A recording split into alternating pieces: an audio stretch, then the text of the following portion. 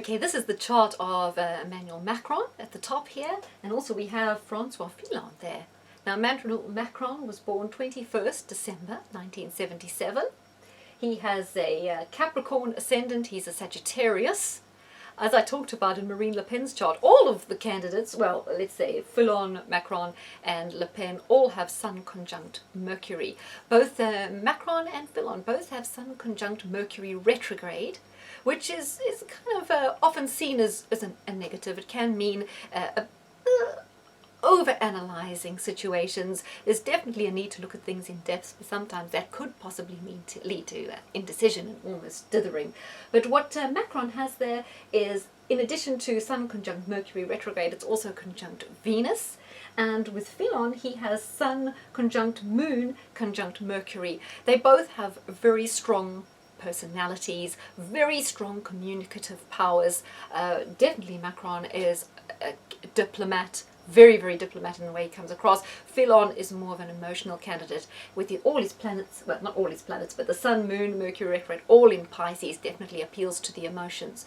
So if we just talk about Macron, the thing that's interesting about his chart is not only is Mercury retrograde, he's also got Jupiter retrograde, Mars retrograde and Saturn retrograde. So the chances of having all those planets in retrograde motion is less than 1%. And the only other time I've come across this recently is when I looked at the chart of Syria, which also has a lot of planets retrograde. So there is inherent with that quite a tricky karma. It's something a little bit difficult, so it makes me think that his luck going forward may not be, there will be challenges to overcome, and I'm not sure from the makeup of this chart whether there's enough Earth and enough Saturn to overcome the challenges it represents. He was in investment banking prior to being in politics. His moon is in Taurus. That's very much about coming from a background of privilege, which he does. I think his father's a neurosurgeon or a neurospecialist, and he had a privileged education. He did work for investment bank, the Rothschilds and C Bank of France, and I think that does tell us a lot about Macron. His background, he was working under Hollande as, what was his title when he was working with Hollande? It was the Deputy Secretary General under Hollande, and then the Minister for the Economy. Apparently he was very business friendly, but he doesn't really have socialist credentials, does he? He's another one of these champagne socialists who sort of rise to prominence. They're very concerned about issues to do with the working class, but they've never really been in that situation. So I'm not quite sure of these socialist credentials.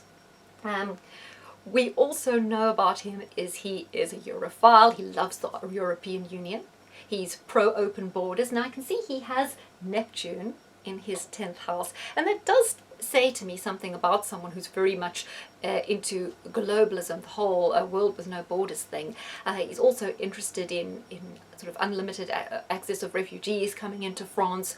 So all those things put him bang on message with the establishment. He is also into the environment, much stricter rules for the environment. So for people who are happy with the status quo, who are doing well out of the EU, the globalism, he is the natural candidate because he's the no change candidate. He's going to keep things going as they were. Now he's tried to separate himself from Francois Hollande by starting his En Marche party, which is supposed to be really different. I'm not quite sure what is different about it. He's still really competing to be Angela Merkel's number 2. I don't think he's offering anything radically different. Now with the Sun Mercury opposite his Jupiter retrograde in Gemini, I see a tendency to exaggerate, to maybe offer more than he can deliver, or to maybe sway people with promises that he has no real practical ideas about how to implement. I see in this chart a strong degree of idealism with loads of planets in Sagittarius, the Jupiter in Gemini. There's lots of idealistic thinking, lots of generation of ideas, the ability to project these ideas with some vavavoom to excite and inspire, but what I don't really see in this chart is delivery. So yes, I think he's very good about formulating a message, making the message sound really good, selling the message, getting people excited about a message, but I really think it's just more of the same. Now, similar to what we saw in Hillary Clinton's chart, there is Pluto in the 8th house, and in this case, it's conjunct the North Node, which says to me he's almost been earmarked for power. Pluto in the 8th house, the house of other people's money, has very powerful backers. the power brokers of the world have a stake in him. Definitely, they'd like to see him go in and push forward more of their policy. So I do think he is the candidate of the globalists, the one they'd like to see in power. Something I found out about Macron I didn't know, that when he was at school, in high school, he fell in love with his teacher, 24 years older than him, and he married her. Not when he was 15, obviously, but they are still married. And I see their Neptune in the 10th house does indicate the idealization of the mother figure. So that could be what was at play in terms of that particular relationship. So the other thing that I was reading about Macron is that he was part of something called the French-US Foundation, which was set up by the US Council for Foreign Relations. So I know that many of you on here will also be devotees of maybe Alex Jones, Mike Rivero, David Icke even, and you'll know what that means. The US Council of Foreign Relations is kind of another word for the neocon movement, the globalists. So the fact that he was involved with them, he was investment banking, the Rothschilds Bank, I think this is painting a little bit of a picture. I think if you look under his foot, there's probably a stamp there that says, made in Brussels, wash at 30 degrees, do not tumble dry, fully biodegradable. Yeah, Macron is definitely the candidate of the establishment. Of course, he is the candidate for no change, for people who are happy with the whole Euro project. And I think that there's a very strong dividing line. If he goes up against Le Pen, she is the candidate that is either going to take France out of the EU, which, as I've discussed, I don't think is that likely, but she is certainly going to be a driving force for change, because unlike the UK, I think France do have the ability to change the direction of the EU, to change the emphasis. And so if Marine Le Pen gets in there, even if she doesn't take them out of the EU, she could change the way things go, take France out of Schengen, possibly take them out of the Euro, which could collapse anyway, and be a far stronger voice for France and for ordinary working people. Whereas, Emmanuel Macron is going to go along with Angela Merkel. I don't see him shaking up the system. I think he's got a lot to say, but probably not going to rock the boat that much. So definitely the candidate for more of the same. What do I see? His transits are weak. He only has Pluto transiting square Pluto, which most people of his generation would have, so that's not a very powerful transit. He has his solar arc Mars square Venus. Now, bearing in mind Mars is a retrograde planet at birth, probably not the luckiest of planets, and it's squaring Venus, which is not a important planet because it does rule the IC, which we see is important with the Pen and Fillon, that there is action going around the IC, but it's not a very important planet in the chart. He has Jupiter conjunct Mars, solar arc Jupiter. Now that is very positive, that planet, that combination, apart from the fact that Jupiter is retrograde at birth and Mars is retrograde at birth. But because Jupiter is the sun ruler, we can't rule that out as a positive sign. That could be enough of the momentum he needs to take him through to the second round and do fairly okay. So that wasn't a bad influencer, but also not as powerful as it could be. The solar arc Sun-Mercury conjunction is also opposing Mars again, and Mars is in the 7th house, and Mars is intercepted, also not a good sign, in the 2nd house. So Mars, in terms of the planet, doesn't have much leadership symbolism in this particular chart. Yes, it is a planet of leadership, but in terms of his chart, it's not a governing planet, doesn't rule any of the angles. So even though the Sun opposing Mars is usually quite an important arc, in this case, I don't feel that it's important enough. We also have, we talked about solar arc Mars square Venus, and we have solar arc Saturn conjunct the node. That I see as more significant, particularly as Saturn, he is Capricorn rising, Saturn rules the ascendant, so Saturn conjuncting the north node, that is now a more powerful symbol for leadership. So that, in conjunction with the Jupiter-Mars arc, yes, that does look a little bit more positive. When I weigh that against Marine Le Pen's, she does have far more going on in her chart. So I'm not quite sure if that'll be enough to carry him over the line with all this help he's going to be getting from the globalists, undoubtedly. Maybe it will be enough. That's probably enough to take him to the second round.